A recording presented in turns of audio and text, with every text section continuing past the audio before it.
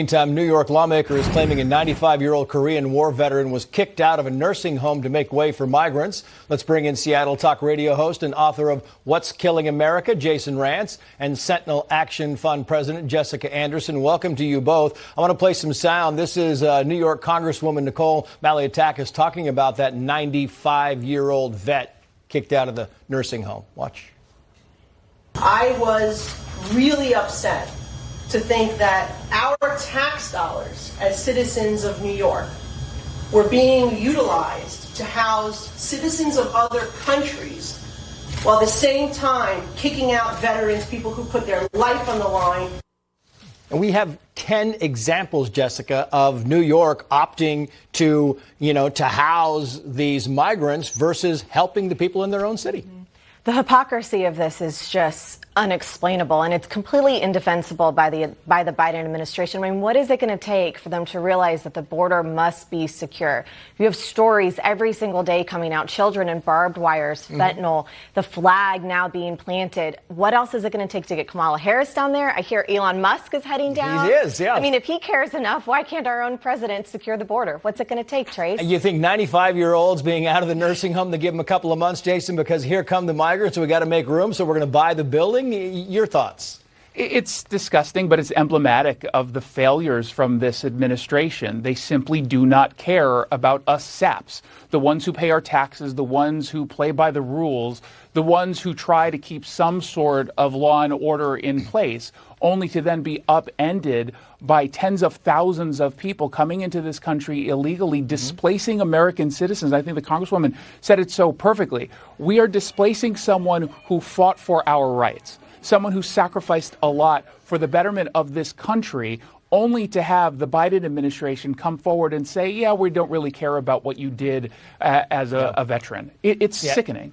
It really is. So meantime, New York Republican Nick Lotto wants a law to ban funding for sanctuary cities. And his point is, listen, why are the taxpayers in Oklahoma funding these sanctuary cities in New York and California that are overrun with migrants? Well, conservatives have been actually opposed to sanctuary cities for at least 6-7 years now. Right. It's been a conversation on the right.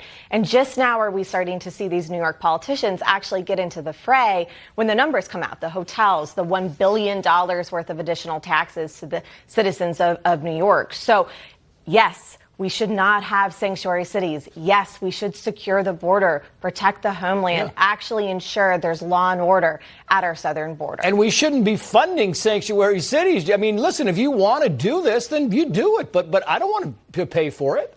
Yeah, 100%. I did a lot of research on this for my book. And what we find out real quickly is that every single person, regardless, of course, of our political position, ends up funding something that is so fundamentally a bad idea that we're bringing people in and we're just encouraging more to come by because, hey, now guess what? You're going to get a nice hotel room. On top of everything else, just go across the border, no consequences whatsoever. The only consequences are to American citizens. Yeah, lastly, a Christian family is now begging the Biden administration to keep them from deporting them because in Germany, where they are originally from, they've been here for 15 years, it's illegal to homeschool. Here is their attorney. Watch. What I can say is the Romaika family has entered the country lawfully. They've been here lawfully for 15 years. Yes. They want to stay here lawfully, and there's a way to make that happen. So this is not a case other than a family following the rule of law, which is what we have in the United States, as you well know, and wanting to continue to follow the rule of law to stay here. And so the Biden administration can make that happen. Wouldn't you love, Jason, to see the double box of this family being deported and all the migrants by the thousands coming across the border? It's rather remarkable. I mean, maybe this family, their biggest problem was wanting to do homeschooling. They should have just come forward and say they support public schools. They should criticize school choice. They should donate to teachers' unions. And then maybe they would be treated with some kind of fairness. This is the exact kind of folks that we should not be deporting. And they came here to the point of the lawyer made. They came here lawfully. They've been living here lawfully. They've not actually been breaking laws, which we can't say about some other folks. Jessica. Well, look, the Biden administration has made it very, very clear how they feel about parents. they don't like us. They call us domestic terrorists. So when you see the juxtaposition between how this family is being treated and the illegals at the border, and you compound it with the fact that the DOJ has been weaponized against normal Americans, does it really surprise anyone? I mean, this is where we're at a country. It's a twofold system of the rule of law.